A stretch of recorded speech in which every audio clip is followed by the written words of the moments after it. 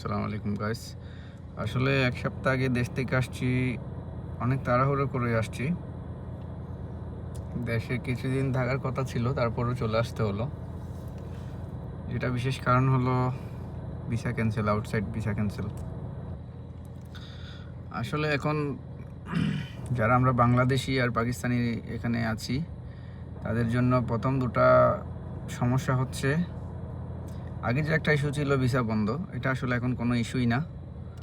এখন মূলত প্রথমত ইস্যু হচ্ছে যারা নবায়ন করতেছে ভিসা, পুরাতন বিষয় রিনিউয়াল করতেছে, তাদের বিষয়গুলো বেশিরভাগই রিজেক্ট আসতেছে।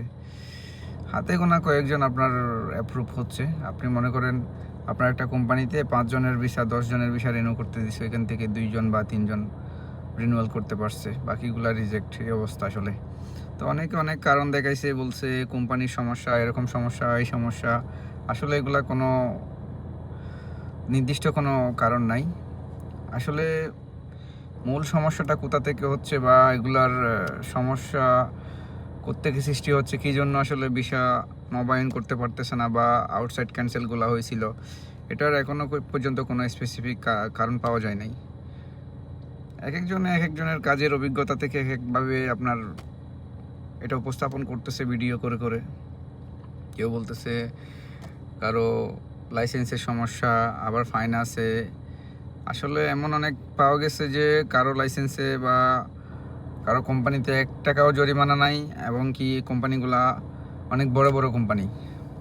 আর যাদের ভিসা রিজেক্ট হয়েছে বা ক্যান্সেল হয়েছে, তাদেরও প্রফেশনগুলো অনেক ভালো, অনেক ভালো ভালো জায়গায় চাকরি করে। এরকম লোকের ভিসা রিজেক্ট হচ্ছে ইনসাইডে নবায়ন করতে গেলে, তারপরে আউটসাইডে ক্যান্সেল হয়েছে, এরকম অনেকে আছে। তো আসলে হতাশ হবেন না, কি করবেন আসলে, এটা আমাদের উপর একটা মহামারী চলতেছে, কিছু করার নাই। দেখা যাক, আল্লাহ ভরসা, সামনে কি হয়।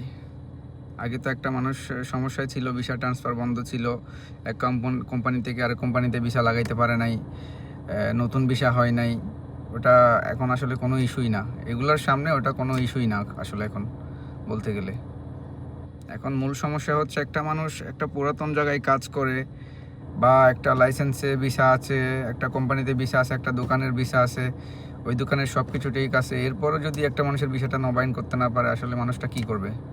এরকম অনেক মানুষ আছে যাদের এখন পর্যন্ত প্রায় 4,000 5,000 দারাম পর্যন্ত ফাইন চলে আসছে, এবং ফাইনও পে করছে, এরপর আবার ডালছে, আবার রিজেক্ট। এমনও লোক আছে 5-6 বার 7-8 বার পর্যন্ত রিজেক্ট খাইছে। এরকম রেসিডেন্সি রিনিউয়াল করতে গেছে, সব ঠিক আছে,